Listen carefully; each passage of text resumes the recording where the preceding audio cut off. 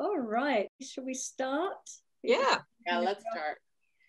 So today's webinar is Who's Our Role Model? And well, first of all, because you don't know us all, hi, I'm Adey-Jones, and with me today are my lovely friends and fellow coaches, Lana Bastianuti and Linda Ford. So today we're going to be talking about our relationship role models and how they consciously and unconsciously influence how we show up in our relationships. So some of us were lucky enough to grow up with positive role models who demonstrated what a lovely, loving and respectful relationship looked like. So from a very early age, we knew what we wanted in a relationship. While there are others of us, myself, who grew up surrounded by negative role models whose dysfunctional relationships caused us to know exactly what we didn't want in a relationship, but it left us not knowing what we did want. So today we're going to help identify and uncover some of those negative role models that might be sort of lurking under the surface and sabotaging, your chances of a happy and a healthy relationship. So when we've had a string of unhealthy relationships, we tend to focus on what we don't want in a relationship, and that sort of sits at the forefront of our mind. So it's very important to be very intentional and focus on what you do want. So, and there are so many positive role models around that we can use that sort of exemplify what it is we want in a relationship. But before we get to that, we thought we would share, Lana and Linda and I, our stories of what our role models were like and how they influenced our choices in our partner and in our relationship. So I've been voted to go first. So my relationship role models, well, let's just put it this way. I did not grow up with a positive role model. I was raised by a very strong, free-spirited single mother who was not interested in being married at all. She had 7 children. And the message I received from her, and she didn't say it so much, but it was definitely the impression I got, and I think she said a few things along the way that sort of planted the seed. But for me, I heard that being married meant to be controlled by a man, that you would lose all your independence and hand over your power, and you'd be ended up strapped to the kitchen sink and washing their dirty socks and underwear. So that was my, sort of role model as far as a woman was concerned. And then on the other hand, my father was a married man. So you can deduce from that in my little mind, married men cheated on their wives. So that was my role model right there. And as much as I had a fantasy of being in a loving, respectful, happy marriage, those role models played. They were under the sort of surface, as I said, really dictating the type of relationships and the type of men I was attracted to. And if you told me that was going on, I would have said you're absolutely wrong. But that's what was going on, because I just kept choosing, finding myself, I thought innocently, but now I know I was actually choosing them, unavailable men, because I didn't want to be trapped in one of those marriages where I was controlled and bullied and domineered and then cheated on. So I basically, that was my template. And I found myself just repeating it. And then fortunately, I ended up in therapy, and it was with a wonderful therapist. He actually was my first role model. He was happily married and definitely didn't cheat on his wife.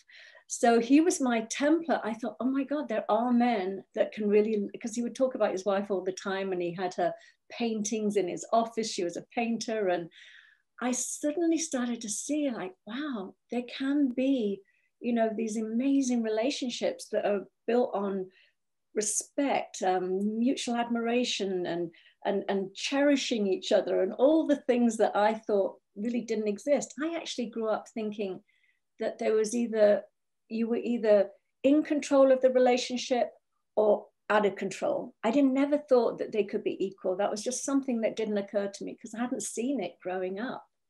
So I'm happy to say now, after a lot of awareness and certainly the understanding of the principles, I've been in a really beautiful, respectful, loving, cherishing relationship for the last over 11 years now. So I'm not married. There's still those remnants of somehow marriage is on my agenda. But we have a completely loving, respectful, monogamous, committed relationship. We just don't have the marriage bit, but not that he wouldn't. He'd marry me tomorrow if I wanted to, but it's just not been on my radar. But that was my experience, and as I said, you know, that it's often said that you are either God, what was the word I was going to use? You're either reacting to the relationship role model you had growing up. You're either conforming to it or rebelling against it, and that can often be hidden, and we're not aware of that. So, some self-awareness, a little bit of digging, a little bit of looking at the patterns that you've created in your life are a wonderful way. They're a mirror to say, you've got some, underground conditioning going on here that you might want to challenge. So that was pretty much my experience growing up. And again, in my community, I didn't see loving relationships. So it wasn't just like my own parents. I didn't see it outside either with my mum's friends or anyone. So I know that certainly Lana has a very different experience. So either Lana or Linda, you share what your role models were like growing up. Okay, I'll go because I tend to be like the middle of the sandwich here. Yeah, that's good. So, but interestingly, how Del just mentioned, you know, sometimes we're controlled by what we grew up with in either resistance or in just following along. You know, we're very much influenced by it. So my parents' marriage, is so similar in many ways to Dell's. I saw my parents' marriage as there's a power dynamic. Oh, I see how this works. There's a power here. And the man is powerful, controlling, but the woman can somehow in very, hidden ways, secret ways, try to get power, try to, pull some power out in different ways. But I saw it as, there's no equality here. There's no real partnership here. This is what a marriage is.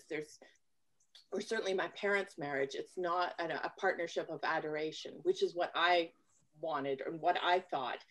Growing up, you see the Brady Bunch or whatever show you're watching, and you're looking at this completely different dynamic going on, saying, what's happening here? Why are my parents so different? So my parents actually went through 3 different separations and then finally divorced.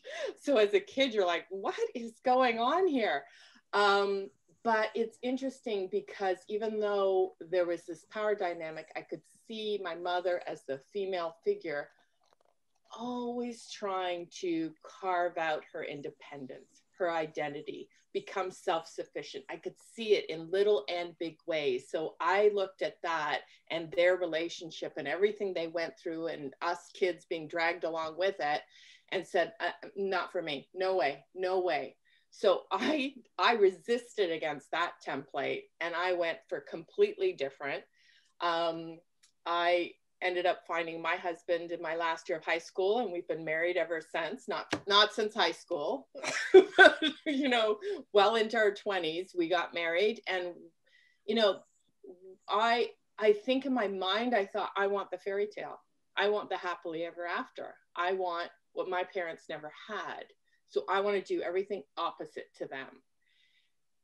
What I didn't realize was that underneath there was still some conditioning, things I was resisting that showed up in different ways within our marriage. So when kids came along, it was like that Mad About You TV show where the mom says, why do I have to be the mom? I don't want to be the mom. Why do because it was suddenly that responsibility. And I started saying, oh my God, this is where it happens. The power, this is that control power thing. My life's turning on its head, but his is continuing. So, it shows up throughout everybody's marriage, whatever we grew up with, and we think we've dealt with it. It's going to show up, but it's a gift. it's a huge gift, because it's an opportunity, as Del says, to look in the mirror and say, okay, what are you resisting? What's going on here that's triggering you?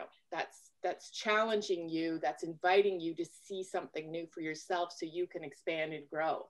So that's kind of my story. Over to you, Linda. Okay, the worst is the last one, right? So I come from a family of a lot of women. My mom had 5 sisters, so I had 5 lovely aunties always around me, and we were fairly close. We all lived in the same area, so I really got to see how these women were living and relating to their husbands, and there was a lot of dysfunction. And I'll just give you 2 examples. One of them was married. She was 18, 19 when she got married. And as soon as she got married, her husband would lock her in the house while he went to work, because he was so insecure that, you know, he was a jealous type, and he was thinking, oh, she's going to get up to mischief. And I remember the day, it was like the first week of her wedding, of her marriage. Oops. And oh, I think Isabel needs to be muted. Oh, thank you so much. Yeah, there's a little bit of echo there. So anyway, she ended up escaping out of the bathroom window in complete distress, came over to our house. And so I really got to see the whole drama play out.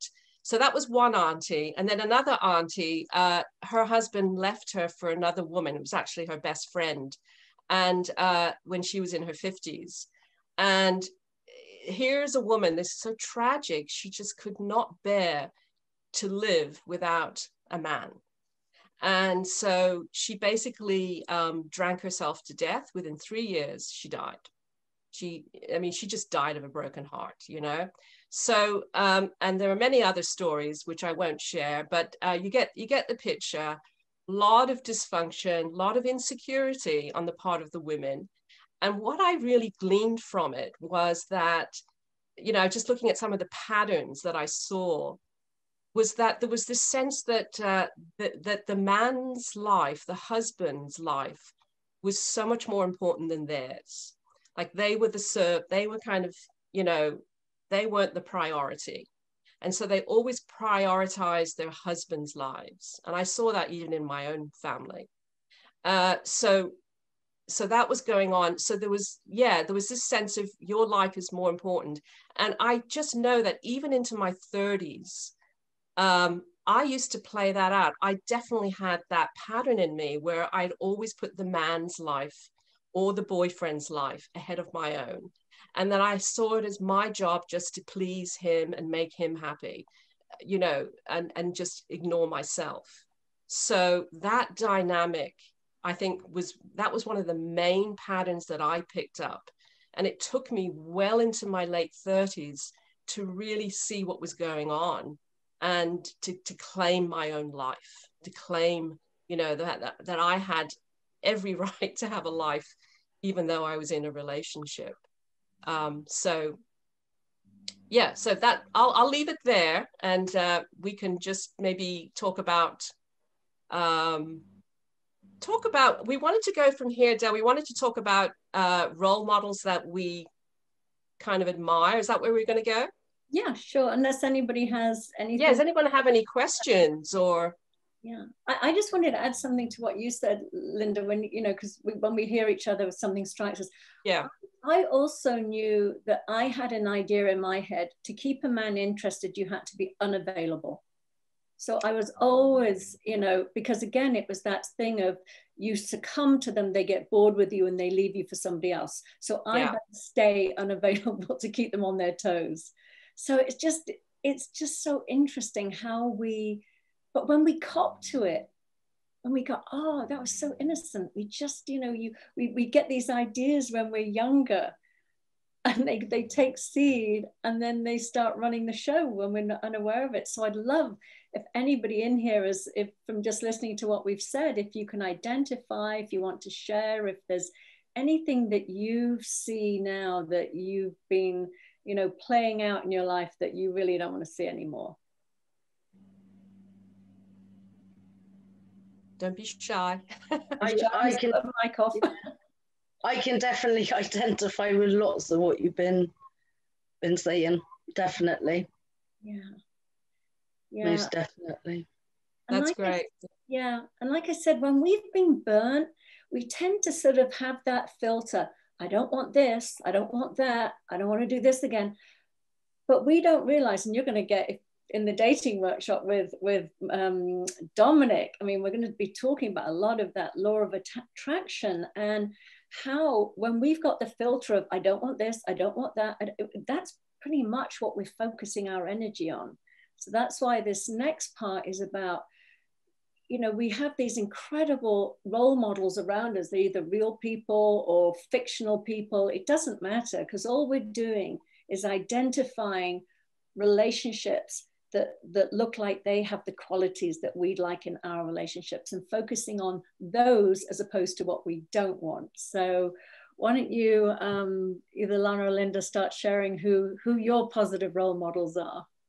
Well, you know, I'll go, I'll share mine because it kind of fits in with what my issue was, which was, you know, putting the man's life, not having a whole identity to yourself, not prioritizing yourself.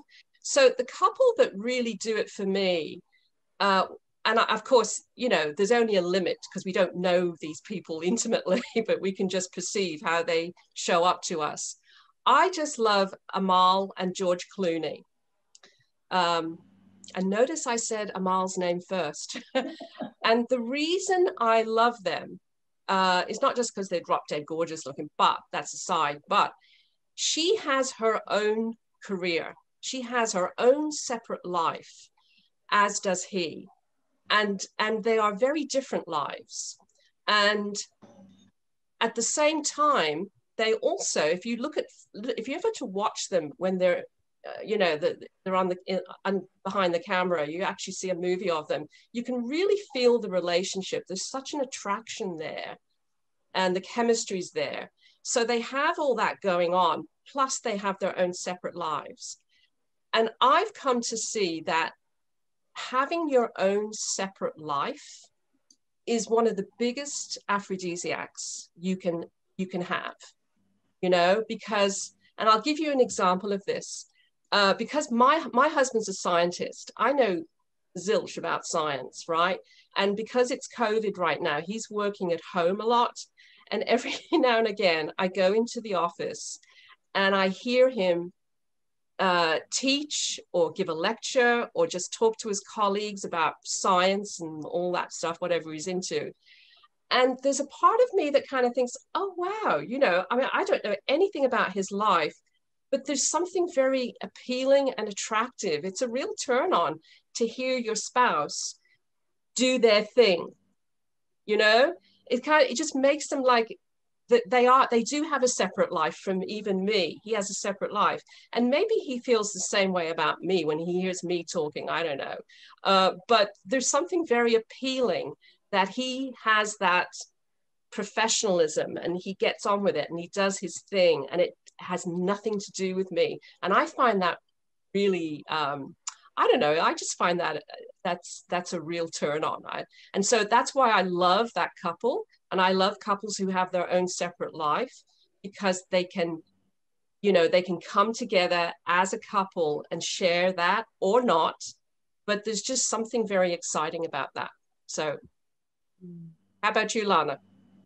I'll go in the middle again. So, you're the cream. Yeah, I know. All right. So my role model is Joanne Woodward and Paul Newman.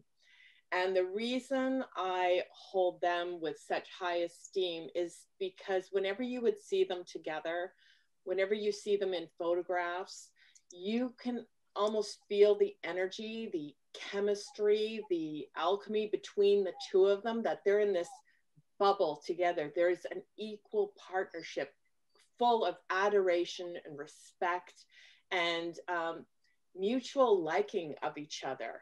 And to me, to have that in a partnership, in an intimate partnership, was the threshold that I wanted to have within my own relationship. yeah, there's something very magical about a couple like that, that you know they have each other's back. You know that when they look at each other, they see the best in the other person right away, and that they may have differences and they may, you know, argue, but there's always this giving of the benefit of the doubt, having regard for the other person. Just it's such a beautiful thing, and they're powerful together. They're even more powerful together. That is my role model. Yeah. You know, I'd like to jump in a little bit with Paul Newman and Joanna Woodward. I remember reading once, she loved to go to the ballet and he hated it and he never went. And he loved to race cars and she hated that and she never went to see him race. But there was this, you know, they didn't have to live in each other's pockets. They could have their separate lives, as you say, enjoy their separate things, interests and hobbies, but still have that real connectedness and that real love and respect for each other. So my role models, once I get over my jealousy of wanting to have him for myself, are, and I'll do the woman first, Michelle and Barack Obama. They to me exemplify just this most amazing love and respect. And, you know, when you think of him, you know, supposedly one of the most powerful men in the whole world, you know, the Western world anyway. And I love his humor. And I love that he can make fun of the fact that she frightens him sometimes and that he credits her with so much in their relationship. And I love that banter, that lightness, and you can just see it again. We don't know, we're not in everybody's relationship, but, you know, I've certainly read the books and that they've both written. And you just get this incredible sense of respect, absolute mutual respect and joy and commitment. You know, I think it's very clear that they have the same values. They might have separate interests. You know, he used to like to go and have a cigarette and she couldn't bear smoking, and or whatever it was. There was, you know, there were differences, but at the same time, I really, really see through and through again, they had the same values, how they were going to raise their children, the time they were going to spend with their children. And humor, I think humor is a huge thing that we overlook sometimes. We keep thinking it's like sexual attraction, it's how they look. But my God, if you're with somebody that can't make you laugh, it doesn't matter how great they look on the outside, it can get really dull if you don't have the same type of humor. So those are this one couple for me. Another one that just pops to mind, and this is an old one, but I remember when Paul McCartney met Linda McCartney, and I'm really aging myself here, but back in those days, you thought of, you know, musicians having all these stunningly beautiful women on their arm. And to me, Linda McCartney wasn't that sort of classic beauty in a sense, but she was she was beautiful, but she was so much more than just beautiful. She was an accomplished photographer. She was an amazing vegan chef. Just their lifestyle, everything about her and how they came together just made me, it sort of gave me hope in those, you know, when you tend to think that you know, celebrities, it's all about image and not about quality of life. And they, again, just demonstrated this beautiful love and commitment and shared values, how they live their life, how they raise their children, and the good things that they did in the world. So I would love. Yeah. Is there anyone wants to share what they? Oh, sorry. I just want to circle back to Michelle and Obama because one of the things that was similar to all three of us, and I suspect it runs through most women, was the power dynamic. You know, that certainly when we grew up, there was this differential power dynamic. And you can see with Michelle and Barack, there's an equality there. Like if you look at, you know, previous first wives, there was always you know, in the shadow. And it wasn't that way with Michelle and Barack. It was like she held her, you could feel her power, and that there was this mutual respect, as you say, for each other. So that's, I think, what is so appealing about that as well, because I know it touched each of us, that power issue. Yeah.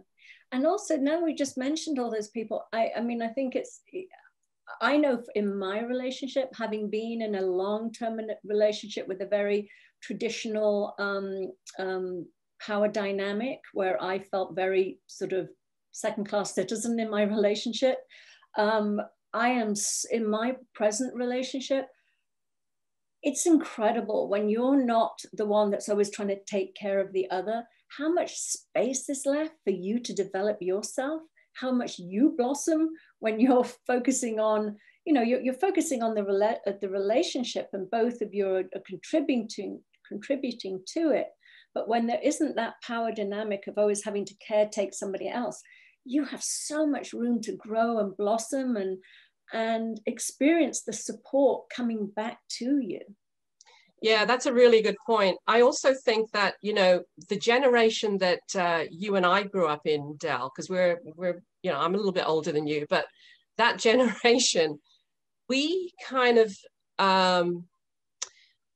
grew up thinking that if we showed our power, if we displayed that power, that it would be a turnoff for guys, right? And maybe that's the way it was back then. I don't know so much, but I remember feeling quite conscious that I shouldn't usurp him. I shouldn't, you know, I shouldn't kind of make myself look better than him.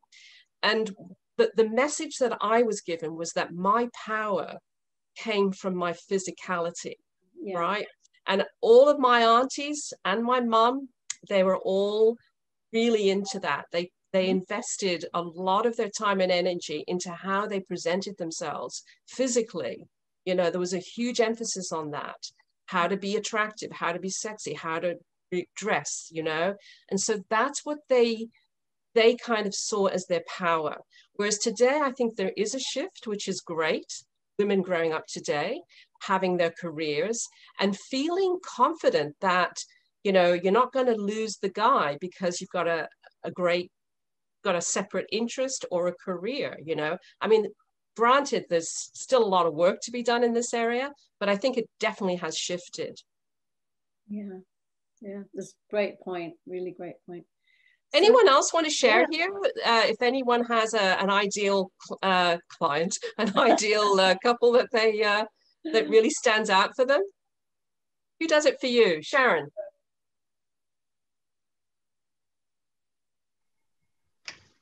Yeah, mine was actually my gran and gramp. Oh, lovely. Oh. Yeah, because they were married for 64 years, and you could see that love and you could see that like connection between them.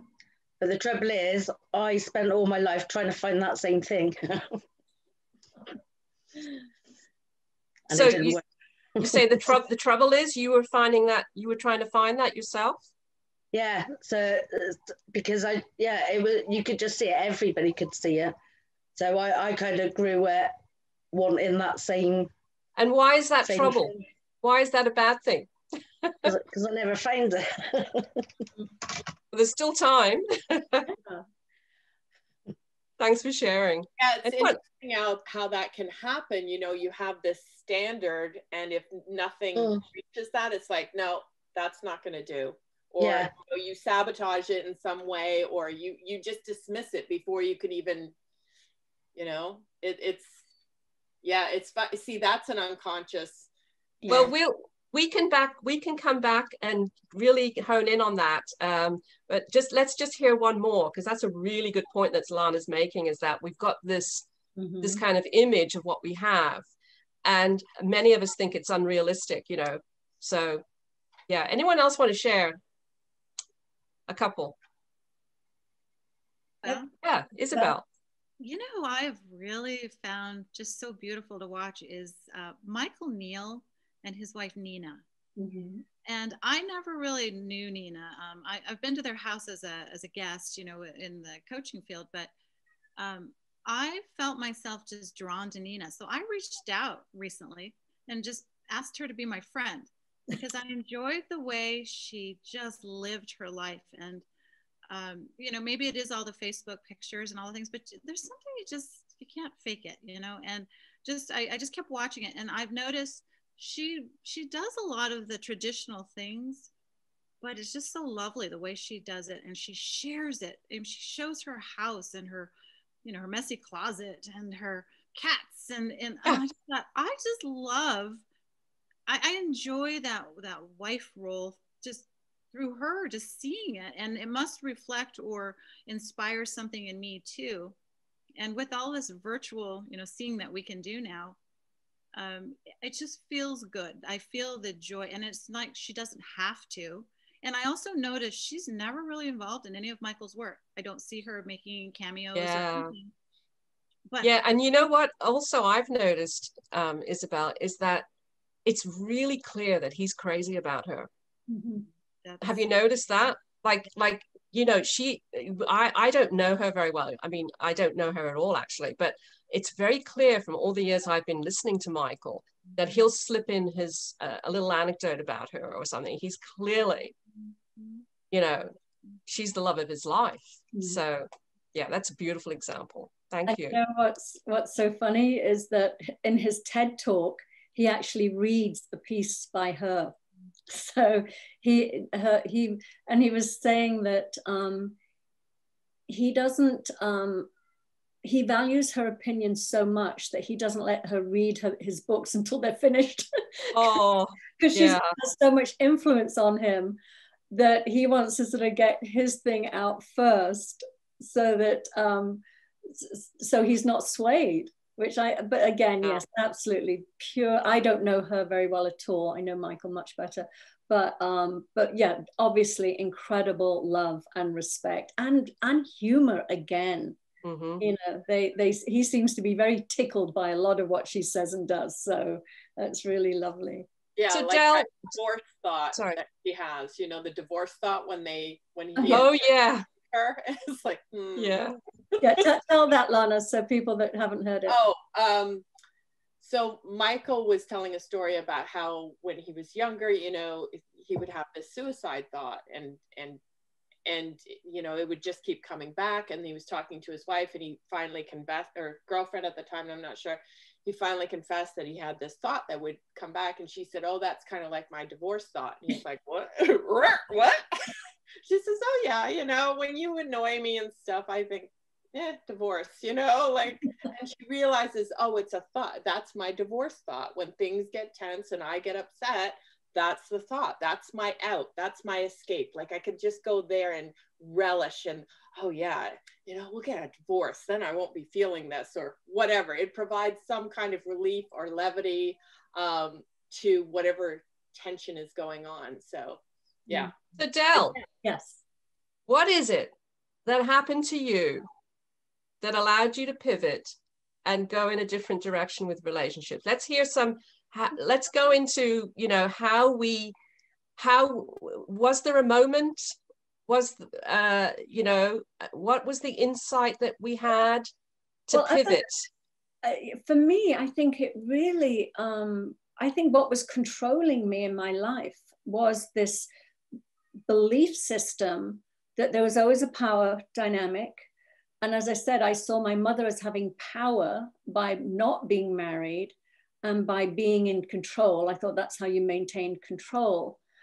And when I did try the traditional route, because again, I had hidden demons, you know, I often say that, especially if you grew up in like a traumatic childhood or something, you know, we want a redo. Like I know I wanted a redo, you know, so I had a father that was absent and a cheater.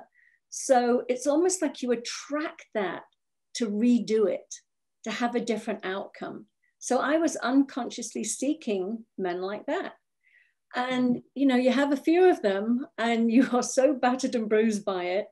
I found myself in therapy going, oh my God, I can't do this. You know, I keep attracting the wrong type. And not always, as Linda and I was the pendulum. I'd go for the really nice guys, get bored, make mincemeat out of them, and then swing to a bad boy. And I just did that backwards and forwards. But eventually, and for me, and I know we're 3 principles trained practitioners, but I was in therapy for a long, long time, and I needed it. And as I said, my first therapist, he was an example of a very interesting, intelligent, bright man who adored his wife. And I was like, that can really happen. But it was really probably one of the first times I'd seen it. I think you tend to see what you're focusing on. So I saw relationships as dysfunctional, all of them. And so that's all I saw. But as I started seeing, oh no, there are some relationships with some really interesting men, not doormats, that could be really solid and loving and honorable and loyal. So as I started looking in that direction, I started seeing it more around me. And so then I actually let go of, because I think I was a bit of a drama queen too. I was attracted to the sort of, challenging relationships. So I risked actually getting bored. I actually thought, I'm going to, if I meet somebody and I'm not immediately like fire and, like that, I'm going to see them another time. I'm not just going to bail because all those fireworks weren't there the first night. So I actually retrained myself to not go for the, the sparks and the fire and the drama, and to go with, and also I was raising 2 sons and I really wanted to focus on being a mother. I wanted that, that's what happened too. So I knew that was what I was focusing on. And then, believe it or not, I just, I met my boyfriend or my partner, who is just this wonderful, gentle, loving, loyal person.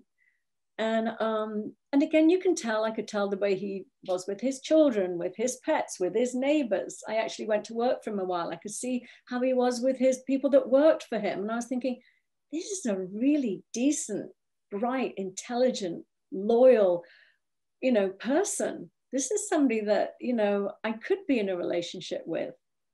So it was slow, but that's really what I found anyway. Was to go against the grain a bit, because my grain was so, deeply rooted. My thinking, my unconditioned, my unconscious thinking of my programming, I'll say, as a child, I went against that. I really challenged it. Yeah, there's a whole piece in the workshop that we're giving, A Brand New Way of Dating, where we talk about. There's a whole section where we talk about.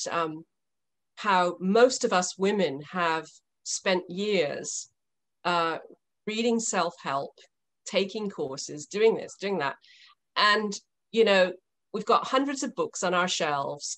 And how many of us really implement or really take to heart the advice that we're getting, right? So we have a whole section in the workshop where we discuss, are you going to remain, we call them amateur, are you going to stay an amateur and just be a reader? Or are you going to go pro? And what we mean by that is, because I'm really fascinated by this whole question of what is it that makes someone really take a stand for themselves and say, my relationships up until now have not been great, and I'm going to make a change. I'm going to really do something, create a beautiful relationship for myself. And so many women don't. Like, what is it that makes someone make a decision about that, and someone who just kind of drifts on and, doesn't really consider what they can do, to make that change the trajectory of their life. I'm going to share something here very quickly. I actually had I know we're 3 principles. We don't give tricks and things like that. But prior to the principles, when I was coming out of a long-term relationship that ended, and I was pretty devastated, and there were some aspects of the relationship that were good, and there was an awful lot that wasn't good. But what this woman had me do was have a small circle, and within that circle, I wrote down everything that was good in the relationship. And then there was a circle around that. So there was an inner circle and an outer circle. And in the outer circle, I wrote down everything that was awful about the relationship and would never want to repeat. And then I cut out the inner circle and I destroyed the outer circle. And I just kept that. And I kept that be my focus. Because as I said before, we can be so unconscious. We're so sort of hair triggered to remember everything we don't want, that we focus on it, and we tend to sort of keep that alive. So I think it really is important to to sort of let that go, let that stuff it's happened, we know we don't want to see it again, but rather than focus on it, let's just focus about the things that were good, not to have us go, oh, I wish I was back in that relationship, but to know that those were good qualities and we'd like more of that. And to build on what we do want as opposed to what we don't want. I love that, Del. Yeah. And I think the other trap that we fall into, and again, you know, yes, I'm 3P, but I just want to, I'll take a step out for just a minute. We do tend to do a lot of all or nothing thinking, like it's either all good or it's all bad. And we live in these extremes, forgetting that there's a whole, you know, continuum here. And I think for me, in my experience, you know, I resisted what my parents had, went the opposite to have the fairy tale. And anytime something didn't go right, in my mind, I would say, well, wait a minute, this is not how it's supposed to be. Why am I feeling like this? I'm supposed to have I did the opposite of them. I didn't do anything like them. Why is this? Why is there friction? What's going on here? And always, every time, you know, I get trapped in the all or nothing thinking, but every time it was, again, an opportunity to see something about what I was reflecting, well, where I was still constrained, where I had some kind of constraint on me about not seeing something about relationship, about life, about myself, because it always comes back to us and the level of self-love we have, the level of self-awareness we have with ourselves. So I just want to put that out there as well. Yeah, I think that's actually the first kind of the first kind of element that shows up is like self-awareness. Like, you notice something's not working, something's, you know, you're not happy in a situation. Why? What's going on? You know, so that self-awareness is really big. And I love that tool, Del. I'm all for little tools. You know, get a picture of a couple that really inspire you and have it as a reminder. You know, what's so wrong about that? I think that's a great idea. Maybe what I did is open it up for questions. If anybody has any questions about. Also, Linda, you were going to come back to Sharon about that, having that ideal that. Oh yeah, well, let's discuss that. So Sharon, you had this ideal of what you wanted in a relationship, and you kind of intimated that that was a problem. That's been a problem. Yeah, because it's to me, it's that fairy tale.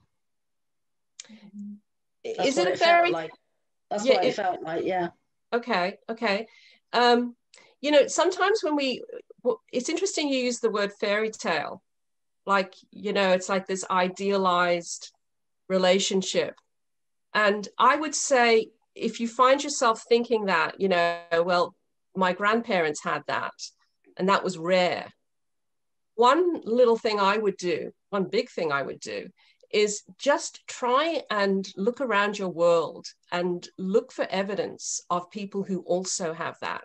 You know, I kind of get rid of the word fairy tale and just the reality of what's going on in this world. And you may not know them, but just like we've given examples of couples that are really, really having wonderful relationships with each other.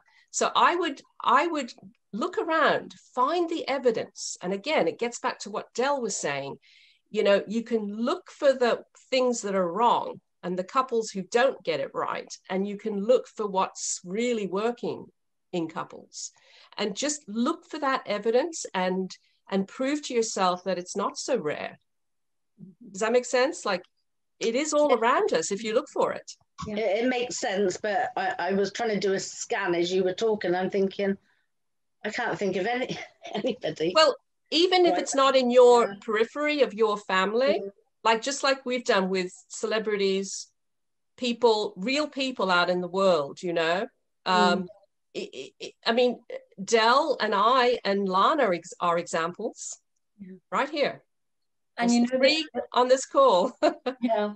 And the other thing I do want to say is that, you know I have an amazing relationship, a beautiful relationship, but there are some days when I wake up and I'm in a low mood and I go, really?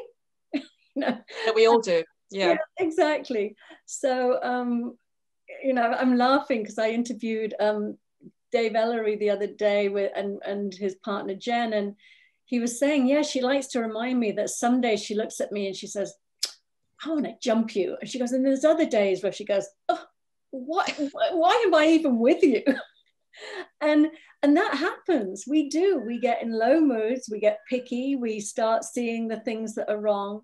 But I recognize it in me because I am moody. I see myself go like this. My boyfriend is as steady as a rock, not moody. So I always know that he's not changing. I am the one that's changing. It's my thinking that's in a low mood. And when I laugh at it, I bounce right back up and I see everything good in the relationship. So again, it's just to be gentle with yourself and tolerant with yourself when you are getting a bit sort of nitpicky and it's not everything you would want, because you know there is compromise within relationships. Yeah, it's not always saying everything's perfect. I mean, that's the fairy tale right there. Yeah, exactly. And you know, but it's kind of like Lana was saying, it's not a black and white thing.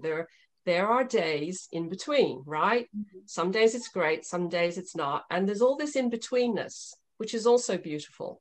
Mm-hmm. So you know, it might behoove you, Sharon, to kind of just kind of get really clear about what you're looking for in someone. Like get clear about those you know, the standards that you want to live, the values that you'd like to share with someone, and start there. Yeah. Well, I am quite clear on a lot of what I want, to be honest, but I feel hopeful because when I listen to you, Del, I just resonate so much. And when you talk about this, the nice one, then the bad one, the nice one, everything you're saying, it's like, oh yeah, I really recognize all of that. So it feels hopeful. Yeah, you can get over it, trust me. And I also offer that you are attracting exactly who you need to in your life for you to grow, for you to see something. Absolutely. Yeah. And sometimes that stings, hearing that. But that was, you know, if you can kind of make peace with that, it puts you back in control because you're the driver, right? It's not anything to do with changing anyone else to meet your needs. It's about you understanding whatever you're attracting right now is you know, that arrow always points back to the self. Yeah, but that's empowering. That's good to know. Yeah. Yeah, I do understand that. Yeah, I know that. Because I always look at it as, you know, if what I'm really wanting to attract is somebody who adores me, somebody who cherishes me, and I'm not getting that in my life, where don't I cherish myself? Where don't I adore myself? Because the answer is always there. 100%. I love that you put that. I was exactly the same. My, you know, not healthy relationships were my biggest teachers. And I really got to see that when I was being treated like a second-class citizen that didn't matter and blah, blah, blah, that was a pure reflection of how I was treating myself and how I viewed myself. And I think that is the biggest change. How I view myself now is so evident in how I am treated in my relationship. I am adored, respected, cherished, and supported and loved. And that's how I feel about myself now. And it was not how I felt before. So yeah, I was very grateful for the understanding that our outer world does reflect our inner world. So it's such a big thing to know, isn't it? I mean, when I first heard that whole philosophy, for want of a better word, I became quite offended by it because I thought I was kind and loving and whatever. But I found myself in a relationship with a bully for many years, someone who acted like a bully towards me. And so, but I can really see in hindsight now, as I look back, you know, that I was really a doormat for his bullying because I didn't, like Del was saying, I didn't have the self-respect for myself. So, but when I first heard this whole concept, it jarred me, but then I realized, wow, that's good to know. then I can do something about it. Yeah. Any questions from anyone else? What else is coming up for you guys? Can I say something? Yeah, Claire Louise. Yeah, so as you probably know, I mean, I've talked before about my kind of relationship models and where I've come from, and the fact that I'm now in a really, really strong and healthy relationship that's nothing like any of the ones that kind of came before. But this thought keeps coming up in my head because it's so different from how it's been in the past. Can I really trust this? Can I really trust that this isn't going to end up, you know, being another relationship that looks good on the surface and then goes wrong? And the thing is, I kind of know it's not just looking good on the surface. I know that it goes deep between the two of us, but I think it's just this fear that I can't trust it, because I've had years and years and years of relationships that have been dysfunctional, or have, you know, they've either been really great or they've been alternately really great and really awful. But that I've never known a relationship be as stable as this one has been. And we've now been together almost a year next month. But there's still this part of me that's constantly, well, not constantly, that occasionally comes up with this fear, just this fear that I can't trust it, or that I can't trust him, which I realize must be me not trusting me. I don't know. Yeah. But, that keeps coming up for me, and I'm not kind of quite sure how to handle that one. Any takers, or do you want me to? Yeah, you can. I was just about. Go ahead, just one little thing. We're all waiting, like, who's taking this? Well, just one thing. I'll just speak for myself. When I realized that I had been through hell and back and survived it, and that I am resilient, I found myself being so much more in the present moment in my relationship. I didn't go into the future and worrying all the past and going, oh God, this happened in the past, this could happen in the future. I just sort of had this inner mantra of, God, you're really strong. God, you're a survivor. You know, it just allowed me to really embody that, rather than getting caught up in this and going into the past and the future. So that's just what I saw for myself. That's where my mind calmed down, is when I knew how resilient I was. I'd like to add, yeah, that's really good advice. But also, Claire Louise, because I've known you a long time, and I know that you have this, you know, tendency to think about what could go wrong, right? Just understand that that's kind of like what you're experiencing is kind of a residual hangover, if you like, from all that kind of thinking. You know, it's kind of like what you fed into the equipment, right? You fed it into the computer, and it's still coming out a little bit. It's to be expected, because that's how you've been most of your life, right? So does that make sense? It's kind of like I still feel old patterns, habits coming up, but because I know what they are, they're just kind of a residual of that. Does that make sense? No, I do get that. I just would like to be free of it, because as you say, sometimes it stops me. Well, as Del was saying about being in the present moment, that thinking stops me, not very often, but sometimes it just comes over me very strongly, and we'll be having a really great time and being very close to each other and really enjoying each other's company. And I just get this fear that's kind of like, if that was suddenly to be taken away. And I know I'd be okay, because I have been through much worse and I've survived much worse, but I kind of don't want to have to survive another one. You know, I just like to get on and be happy. And, you know, I don't expect it to be perfect, but the thought of something that now feels this good going wrong is much worse than any of the previous ones going wrong, because actually they were never that great to start with. I know it's just my fear, and I know that it's my thinking, but as we all know, it feels very real in the moment, and it's just, I would like to be a bit freer of it, that's all. Yeah. And that freedom that you're wanting is it begins with reminding yourself whenever it comes up, because it will, right? It'll come up. And just remind yourself, oh, there's that thing again, you know, and that's just your reptilian brain kicking in, trying to protect you. It's just doing its job, right?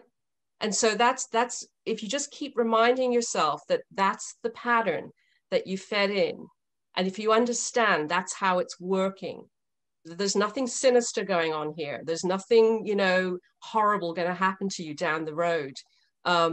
Nobody knows that, but just kind of keep reminding yourself, this is just my brain, the brain doing its thing. Yeah. That's what I do when I feel those old emotions again. Yeah. And I do. And for me as well, it's like, it's the, it's knowing that I don't have to take that seriously. That's just a habitual thought pattern. And secondly, when I get in there with it, it's actually robbing me of the experience that I could be having right now, which is that peace, joy, love, everything that's present.